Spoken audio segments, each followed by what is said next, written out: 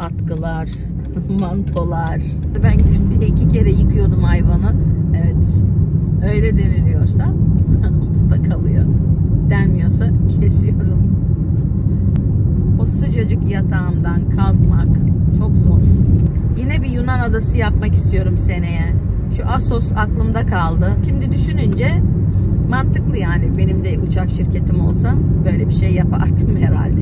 Nerede bende uçak şirketi? Yani öyle de bir şakamız var. Atina'ya bilmem kaç kere uğradık gittik falan. Assos'a gitmek isterim ama şimdiden tatil düşünüyorum. Hep çalış çalış nereye kadar yani? Ne yapayım, evimde mi oturayım? İşe git, eve gel, evde otur. Oldu. Dünya çok güzel. Gezilip görülsün. Merhaba. Bu Kati. Bu da Rula. Merhaba. Merhaba. Günaydın arkadaşlar. Kanalıma yine hoş geldiniz. Nasılsınız? İyi misiniz? Ben çok iyiyim. Ama çok yorgunum.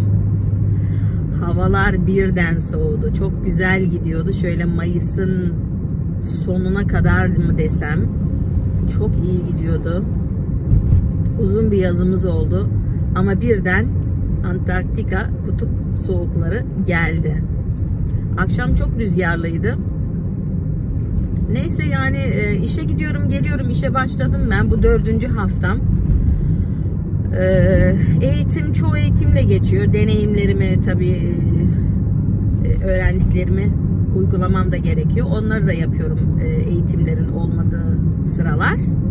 İyi gidiyor. Yeni sistem öğreniyorum işte. Benim bildiğim sistemin birkaç düşük seviyesi. Benim o eskiden çalıştığım bankanın sistemleri çok böyle üst düzeydeydi.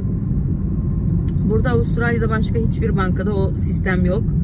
Milyonlar harcamıştı zamanındaki CEO. Çok iyi yani, işini çabucak yapabiliyorsun. Bunlarda işte 4-5 sistem falan var. Benim gibi yeni başlayan bir başka kadın da Yeni Zelanda'da bir bankaya çalışıyormuş. Onlarda 28 tane sistem varmış. O şimdi 5 sisteme düştüğü için seviniyor. Ben bir sistemden 5 sisteme çıktığım için biraz zorlanıyorum ama olsun. Yavaş yavaş yapacağız işimizi. İyi gidiyor. Herkes çok iyi. Çok şirin. Şimdilik böyle. Neyse, beni şeye verdiler. Benim branşım çok busy. Yani çok yoğun bir branş olduğu için beni daha sakin bir branşa yolladılar. 4 ile 6 hafta arası oraya gitmem gerekir dediler. Orası daha sessiz olduğu için, yani daha böyle az yoğun. Orada daha çabuk öğrenirim. Daha hani yavaş öğretmeye müsait bir yer. İşte bu 2. haftam oraya gidiyorum. Dağın öteki tarafında ormanlık arasından gidiyorum oraya. Ve pek geç kalmamaya çalışıyorum. Çünkü orada pek yol lambası yok. Karanlık ve böyle dönemeçli yollar. O yüzden pek karanlığa kalmak istemiyorum ve yolu da dar. Sabahleyin giderken güzel. Bu hafta neler yapacağım? Pek fazla bir şey yapamayacağım. Dediğim gibi havalar soğuk. Perşembe akşamı eskiden çalıştığım bankadan arkadaşlarım, ikisininle akşam yemeğine gideceğiz. Cumartesi günü oğlumuz gelecek. Pazar gününe bilmiyorum, işte Remzi ile bir etkinlik yaparız herhalde. Bu arada biz o ev yaptıracağımız şirketten vazgeçtik. Çünkü dönmüyorlar. Yani dönmüyor. Görüştüğüm kişi dönmüyor. Ondan sonra ben de hafta sonuna onunla yani görüşüp depozit vermeye gidecektik. İlk başta dedi yok ben size gelebilirim isterseniz. Tamam dedim, yani benim için daha güzel. Evime gelirsin, hiç o yolu tepmem. Sonra işte bana e-mail yollayacaktı. Bir türlü gelmedi. Ben bunun hani e-mailin peşine düştüm. Sonra işte haftaya hangi gün gelebilirsin onu ayarlamak için falan aramaya çalıştım. Bir sürü mesaj bıraktım. Hiçbir şeye geri dönmedi. O cumartesi günü fiyat almıştım ben onunla. Onu dedi işte yollarım. Bir hafta sonra geldi. Tabii ben de huylandım. kadar daha yolun başındayken böyle kötü servis verecekse bana, bir de birkaç ay önce de ben bu kişiyle görüşmüştüm. Eve gelip bakacaklardı, rapor yollayacaktı. İşte 10 gün içinde yaparlar falan derken ben bekliyorum, gelmedi hiçbir şey. Sonra onu soruşturunca ben onu yolladım dedim ama ben almadım. İşte yok, benim internetimde sorun vardı, ondan olmuştur, hep oluyor. İyi, yani onu da yutmuştum o zaman. Ama böyle ulaşamayınca bir de Cuma günü işte şey yaptı. Ben tabii onun peşine düşünce birisi ona mesaj vermiş. Bana bir e-mail, işte özür dilerim, geciktirdim, e-mail burada, fiyatlar. Bir de bir fiyata ulaşmış, ona nasıl ulaştı? Onların da tek tek fiyatlarını yazmamış. Benim istemediğim şeyleri koymuş listeye. Sonra hafta sonu gelmek istiyor musun? Ben de Cuma akşamı işte şey yaptım. Onu Cuma öğleden sonra ben Cuma günü peş peşe arayınca akşamüstü yollamış. Ben de işteydim. Cuma akşamı döndüm ona. Dedim biz pazar günü o zaman gelelim. Madem sen gelemiyorsun. Sana 1,5 uyar mı? Ona dönmedi. Mesela şey de yollamış bana, text yani SMS yollamış. Aynı şekilde işte hafta sonuna randevu yapalım mı? Ben ikisine de dedim pazar günü 1,5 sana uyuyor mu? Cevap yok. Pazar sabahı telefonuma bakıyorum, saat sabahın 9:42, hala Courtney'den mesaj yok. Ben işte o zaman huylandım. Dedim ki bunlar bu aşamada bu kadar kötü servis veriyorsa acaba ev yaparken insanlar bunlardan memnun mu? Bir bakayım Google raporta, yani Google yorumlarına. Berbat. Anlaşıldı dedim. Evren veya bir güç bunu bana bu aşamada gösterdi ki sonradan başım ağrımasın. Ben de inşaatçıya hani yaptırmaya karar verdim. Tadilat yapmayayım, başım ağrımasın. Hani şirket olursa daha düzgün olur. Hani başından sonuna kadar her şeyle onlar ilgilenir. Benim hiçbir şey yapmam gerekmiyor. Ben bir tek renklerimi seçeceğim dedim. Hani o yüzden bir inşaat firmasıyla yeni bir ev yapmaya karar verdim. Neyse işte diyorum ya, bir güç, evren mi artık, bir güç bunu bana yolun başında gösterdi. Ben de eskiden bir iki şirket daha vardı. Hani onların evlerine de bakmıştık internetten, web sitelerinden. Dedim dur bakayım onların yorumları nasıl? 5 yıldız servis, işte satıcının servisi, gerek inşaat edilirken servis, hepsi 5 yıldız. Dedim ki okey, anlaşıldı. Neyse o evin planına göre veya daha güzelini bir yerden daha bulacağım. Ama ben bir an önce başlamak istiyordum. Neyse ki bu bulduğum firmaların birinde hızlı yapıyorlarmış. Yani vaktinden önce teslim ediyorlarmış. O iyi bir şey. Çünkü bunlar bana 14 ile 16 ay arası demişlerdi inşaat süresinin. Bu ötekisi 4-5 ay diyor. Çok daha iyi yani. 1,5 sene 2 sene kiralarda sürüneceğime 1 senelik kiraya çıkarım. Bir an önce evime kavuşurum. Yani böyle. Neyse dağdan gidiyoruz. Size buranın ormanlarını çekeyim. Bizim bu tepe var ya, hani geçen gitmiştim, teleferiye binmiştim. Onun öteki tarafı bu. Şimdi benim işe gideceğim yere gidiyoruz.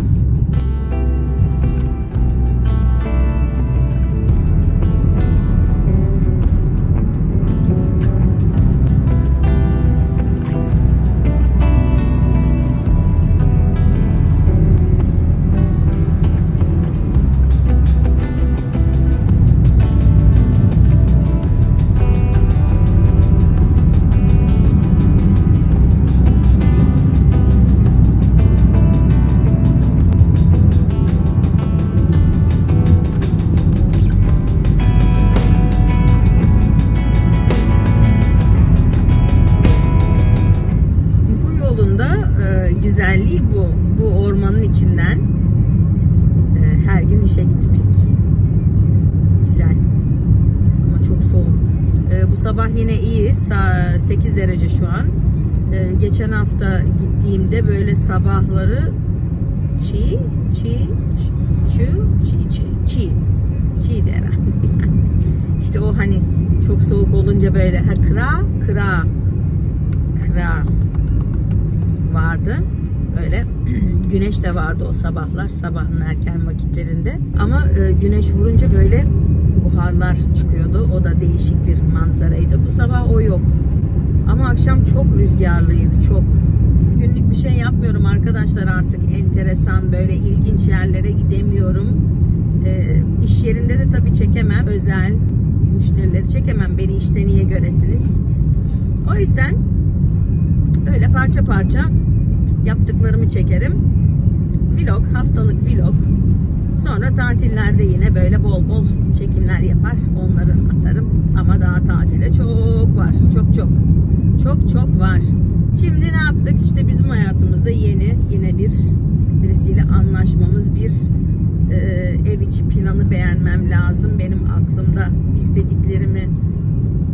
istediğim özelliklere sahip olan bir ev içi planı. Bakacağız. Günaydın. Yollara koyuldum. İşe gidiyorum. Daha hafta bitmedi. Az kaldı ama. Bugün Perşembe. Pek fazla bir heyecanlı bir şey olmadı. Olmuyor arkadaşlar. İşe gidip geliyorum işte. Bu akşam bir değişiklik var. Eski çalıştığım bankadan bir tane yakın dostumla yemeğe gideceğim. Mornington'a. Şu an farklı bir yerdeyim. Eğitim almak için. Ama burada az vaktim kaldı. Önümüzdeki haftadan sonra Mornington'a geri gideceğim. Bir hafta orada kalacağım. Sonra yeniden buraya geleceğim 2 hafta. Sonra ondan sonra temelli Mornington'da kalacağım. Orası benim ana şubem olacak. Yani pek bir şey olmuyor. Renkli havalar erken kararıyor. Soğuk. Hoş, geçen hafta daha soğuktu sabahları. Bu hafta biraz daha iyi. Şu an 9 derece sabah. Tabii görüyorsunuz atkılar, mantolar. Şu roundabout'tan bir dönelim, Göbek'ten. Ki kaza yapmayayım. Yani böyle manzaraya baka baka işe gidiyorum. İşte yemeğe gideceğiz akşama. Yarın bir plan yok. Cumartesi oğlumuz gelecek ziyarete. Onunla bir şeyler yaparız. Umarım yağmur yağmaz. Yağmur yağınca pek bir şey yapılmıyor. Bir de tabii Remzi var. Remzi ile çıkılmıyor, ıslanıyor. Ondan sonra yün gibi kokuyor. Genelde Remzi kokmuyor. Ben o yüzden Remzi'yi aldım. Yani o cinsi alıyorum. Bütün köpekleri seviyorum ben. Yani hepsini seviyorum. Fakat biz köpek içeri aldığımız için o köpeklerin has bir kokusu var. Ne kadar yıkasan çıkmıyor o koku. Bizim daha önce, yıllar önce bir köpeğimiz daha vardı. Ben günde 2 kere yıkıyordum hayvanı. Çünkü içeride aldığımız için içeriye ister istemez işte koltuğun üstüne falan atlamak istiyor. Yani bu konuda Samoyedler kokmuyor. Kokusu yok ama ıslanınca yün gibi kokuyor. Böyle yün kazan veya işte yün bilmem şeyin ıslandığı zaman bir kokar ya, işte öyle kokuyor. O yüzden pek yağmurlu havada çıkmıyoruz. Şimdi yine ev planı firması arama çabasındayız. Şimdi ben işe başladım, daha da zor. Hem öğlen yemeğimi yiyeceğim, hem telefon görüşmesi yapacağım. Olmuyor, biraz zor. Bereket hafta sonları çalışıyorlar. Bakalım, akşam e-mail yolladım. Daha önce bir kere görüştüğümüz firmaya. Onların da planını, yani iç planını uyanını bulamadım. Yoksa onlara yaptıracaktım. Daha ilk onlarla görüşüyorduk.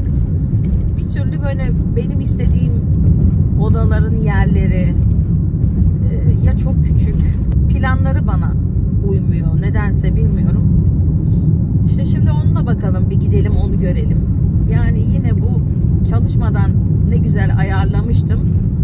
bu diğer firmanın kötü servisi yüzünden, daha başından kötü servisi yüzünden yine araştırmalara girdik.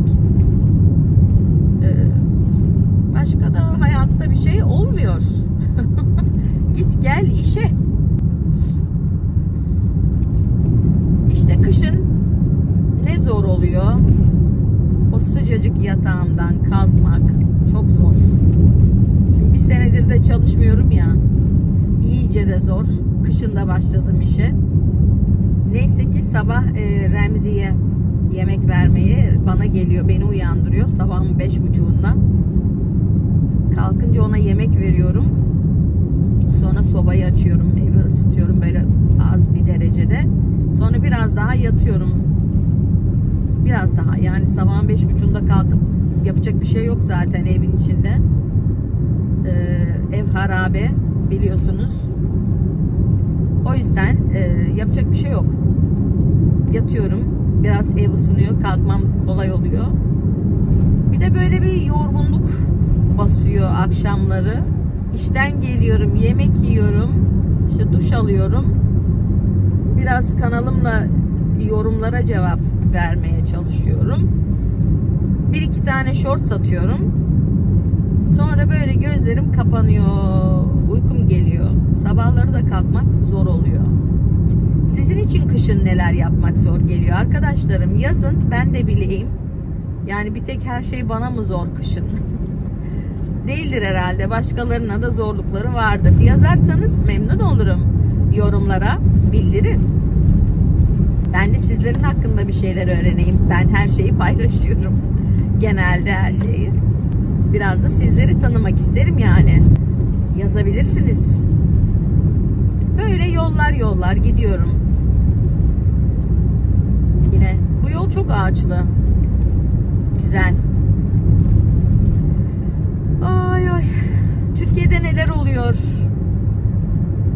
Yazın tatile gidecek misiniz? Tatile gidenler var mı? Nereye gideceksiniz? Tatiliniz ne kadar? Kaç gün? Bana uzun zaman tatil yok. Şimdi işe başladım. Seneye bakalım. Hiçbir plan yok şu an. Şuraya bir alışayım. Ondan sonra bakarız nereye giderim. Nereye gitmek isterim. Yine bir Yunan adası yapmak istiyorum seneye. Şu Assos aklımda kaldı. O kadar güzeldi ki. Yani o kadar çok yerlere gittik biz yıllarca. Yani kaç seneden beri her sene bir yere gidiyoruz. Türkiye, Avrupa. Ondan sonra o Assos'a gittik. Aklımda böyle tek hani aklımda kalan, yani aklımda kalan dediğim tatil aklıma geldiği zaman aklıma Assos geliyor. Yani o kadar güzeldi. Çok güzeldi. Orası kaldı. Bir de başka neresi vardı?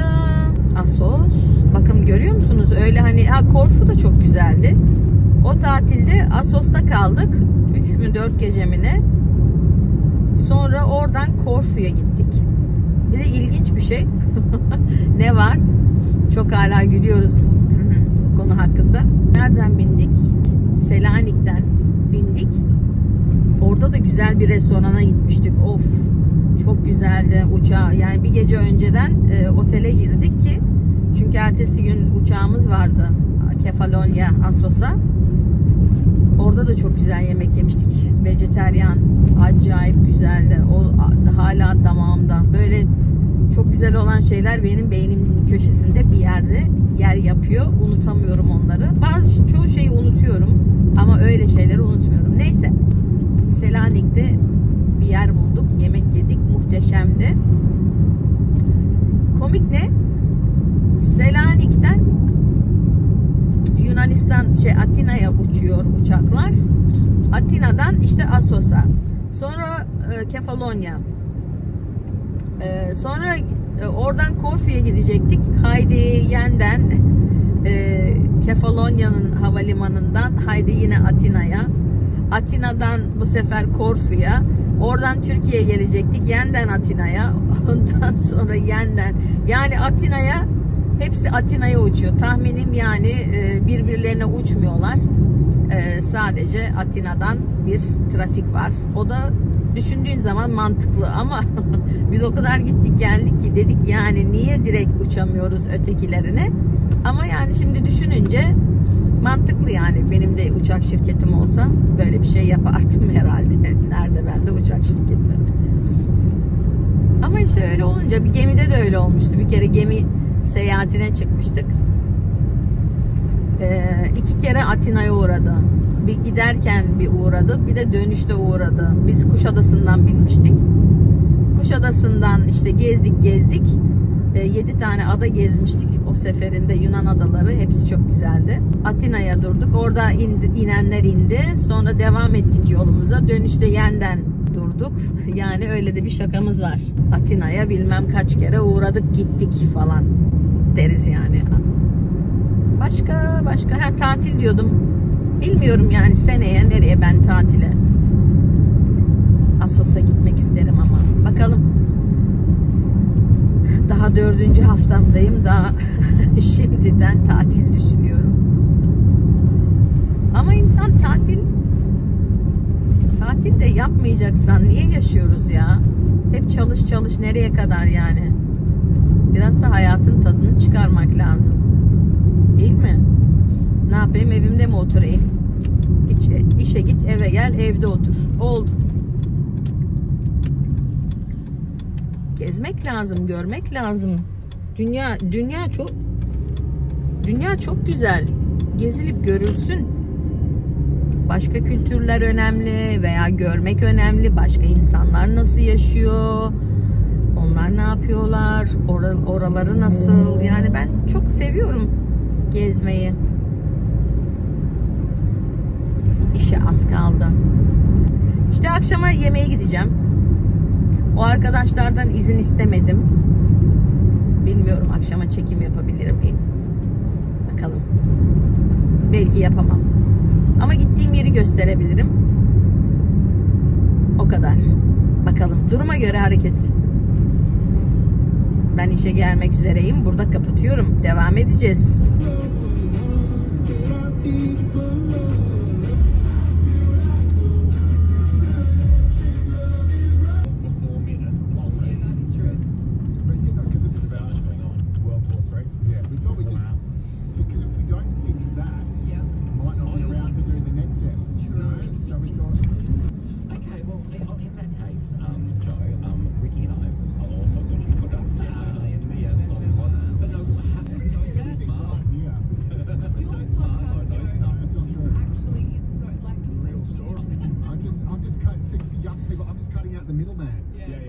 Newspaper and tell you what's in it.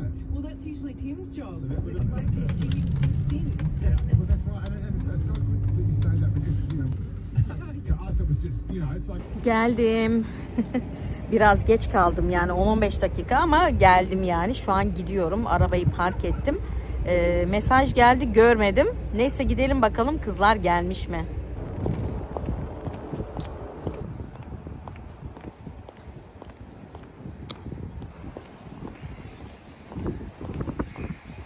Burada yiyoruz.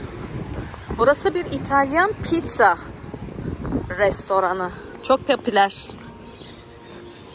Kızları göremedim. Gelmişlerdir herhalde.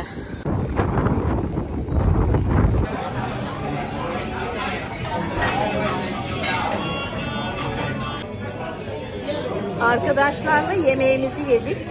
Şimdi bol bol muhabbet ediyoruz. Merhaba. Bu Katy. Bu da Rula. Merhaba. Cumartesi sabahı oldu. Ben geçen hafta halledemediğim işi yine Vodafone'a gidiyorum modemi vermek için.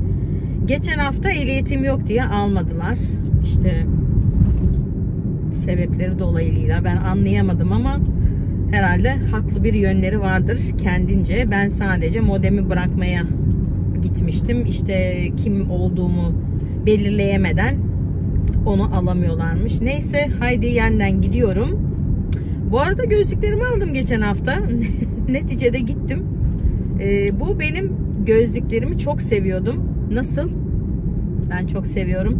Gold Coast'ta otururken bir gün denize gitmiştim. Daha önce anlatmıştım ama yani izlemeyenler bunu belki duymamıştır veya unutmuş gitmiş olabilirsiniz.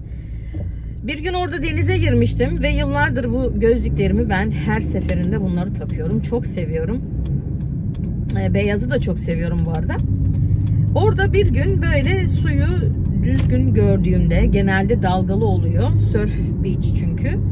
Düz gördüğümde dalgasız gireyim dedim. Bir yüzeyim. Çok güzeldi. Sudan çıkamadım. Böyle oynadım.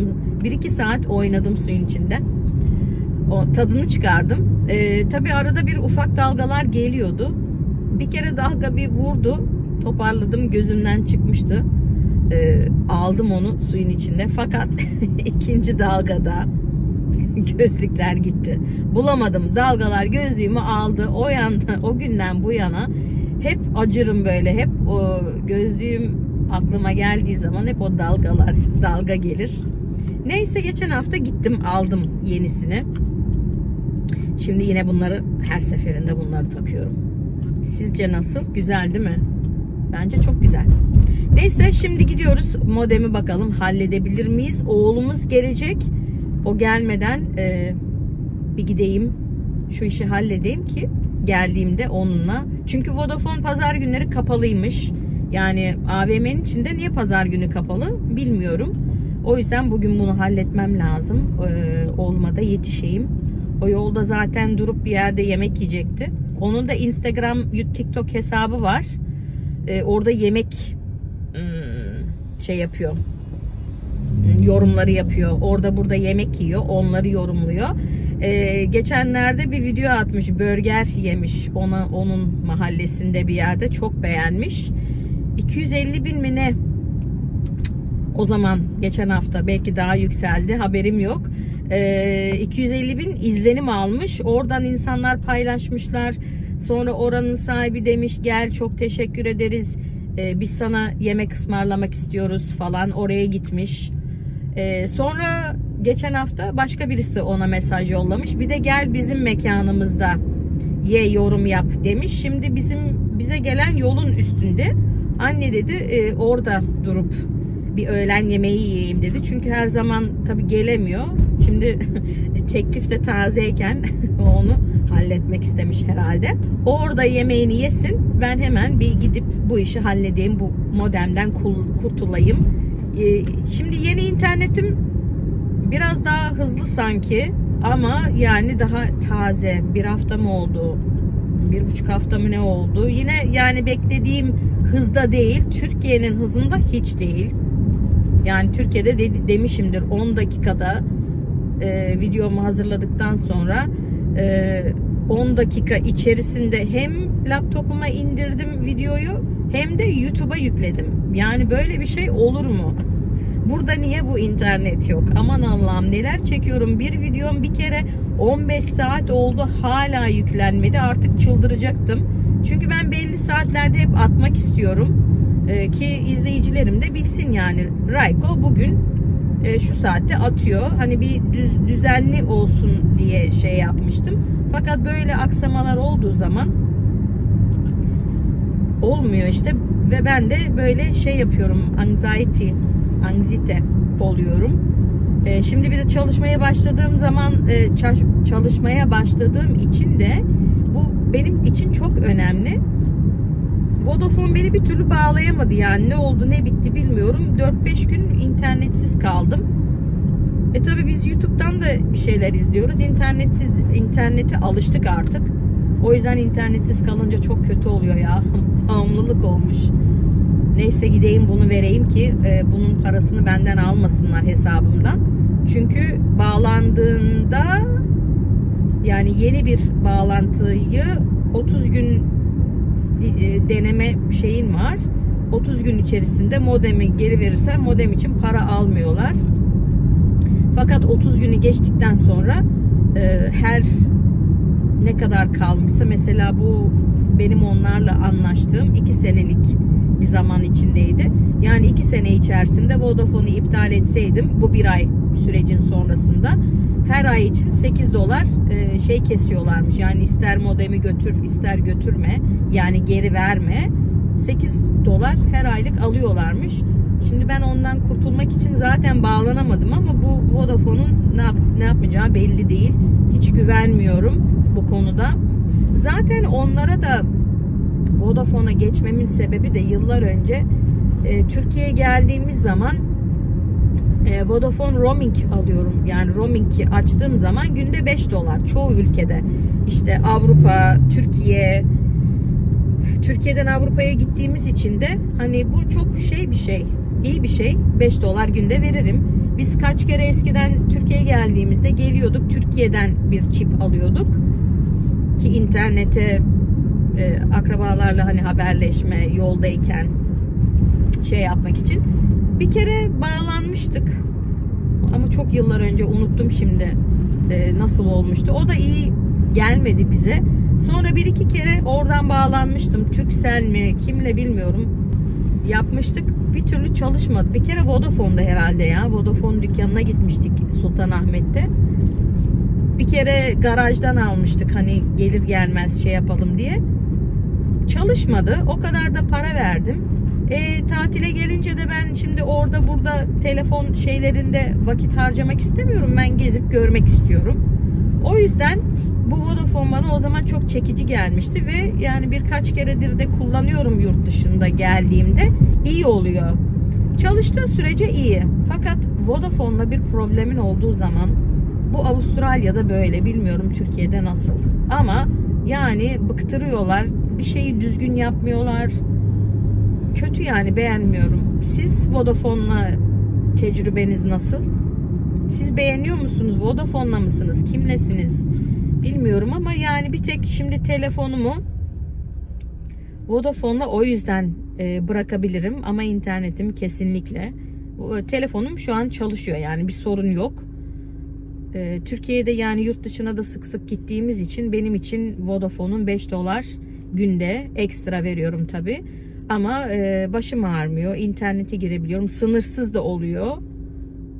Şimdi Telstra benim internet olduğum, internetimi açtırdığım şirketin de var bu roaming. Fakat onların günde $10. Geçen Telstra dükkanında çalışanla konuşuyordum bu interneti açtırdığım gün. Dedim nasıl? Dedim Vodafone'unki çok daha iyi dedi. Hem $10 bir de 2 MB, onu bilmiyorum Türkçesi. 2000 M'miş, MB. Megabyte. Az anladığım kadarıyla. Yani Vodafone'un sınırsız olması, yani ben hiçbir sıkıntı yaşamadım. O yüzden o kalabilir. O yüzden yani yurt dışı gezisi yapmasaydım, kızdığım için onu da alacaktım. Fakat onu bırakabilirim. İnterneti kaybettiler. Servis berbat. Neyse oraya gidiyorum. Sizi de götürüyorum. Yolda. Hadi gidelim Vodafone'a. Şu şeyden kurtulalım. Akşam da internette bir şey gördüm. Çok güzel bir böyle bej rengi krem. Ev içinde giymek için. Dışarıda giyilebilir de bilmiyorum yani, bir gideyim yakından göreyim, bir deneyeyim güzel mi? Hiçbir şey alma planım yoktu. Akşam gördüm. Çok beğendim. Benim renklerimden. Şimdi oradaki dükkanda var. Oraya girip bir bakayım. Nasıl? Yakışacak mı bana? Yani ekstra bir iki alışveriş var. Murat'a da kuru fasulye yapacağım bu arada. Canı çekmiş. Annemden gittiğimde annemin tarzından öğrendim nasıl böyle parmaklarını yiyilebilecek bir kuru fasulye. Baktım nasıl yapıyor. Zaten herkes tarifesini istiyormuş ondan. Ben de canlı gördüm tarifeyi ve geldiğimden beri yapıyorum. Hatta Türkiye'den kuru fasulye getirdim. Onun aldığı da dükkandan, süpermarketten aldım 3 paket. Şimdi bir paketi bitti herhalde. İkincisi de bitiyor. Geldiğimden beri birkaç kere yaptım. Acayip güzel. Acayip güzel. Herkes soruyormuş anneme. Ben de hatta aynı soruyu soracaktım. Anne un mu koyuyorsun? Nasıl böyle koyu oluyor senin kuru fasulyenin suyu diye. Benimki hep sulu oluyordu böyle. Ama püf noktasını öğrendim. bilmek isteyen varsa alta yorum yapar. Ben size oradan cevap veririm. Siz de kuru fasulyeyi güzel yapıyor musunuz? İnsanlar parmaklarını yiyorlar mı? Ve anneminki çok güzel oluyor. Şu an park arayacağım. Neyse içeride görüşürüz. Ah bu Vodafone ya. 10 dakikalık iş sandım. 1 saat sürdü. 1 saat sürdü. Ondan sonra da karşıdaki dükkana girip bir şeyler baktım ama saat 3:30 oldu ya. Sezer gelmiştir oğlumuz. Neyse babasıyla biraz vakit geçirsin. Şimdi ben eve gidiyorum. 1-2 parça bir şey aldım. Çok güzel. Çok hoşuma gitti. Yani bedenleri bana göre bedenleri varken kaçırmak istemedim. Çünkü kışlık kıyafetlerim gerçekten kışlık zaten fazla yok. Gold Coast'ta yaşadığımız için orası havası genelde güzel. Fazla hava soğumuyor oradaki hava. Hep böyle ılıman. O yüzden kışlık kıyafetim zaten benim hiçbir zaman yoktu ki. Yazın hep Türkiye'ye geliyorduk Covid'den önce. O yüzden pek bir kışlık kıyafet dolabım yoktu. Hep böyle yazlık şort, tişört vardı. Şimdi artık kalıcı olarak döndük. Yani plan öyle. O yüzden birkaç bir şey görünce almak lazım. Yoksa şortla dolaşamam kışın. Değil mi? Yani. Neyse gidiyorum eve. Geri dönüyorum.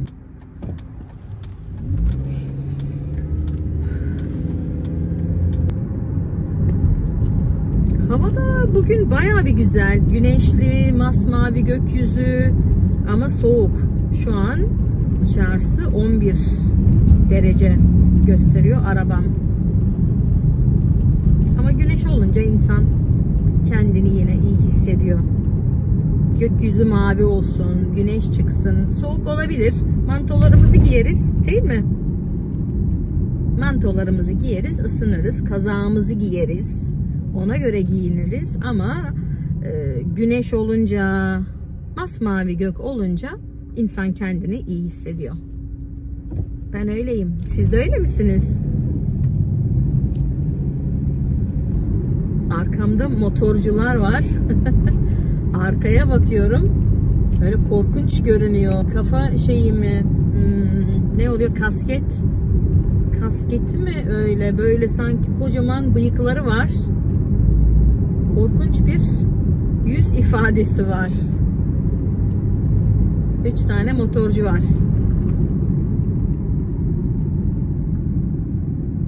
Bakayım. Yandan geçerken görürüm. Ne varmış? Ha, böyle maske koymuş ağzına.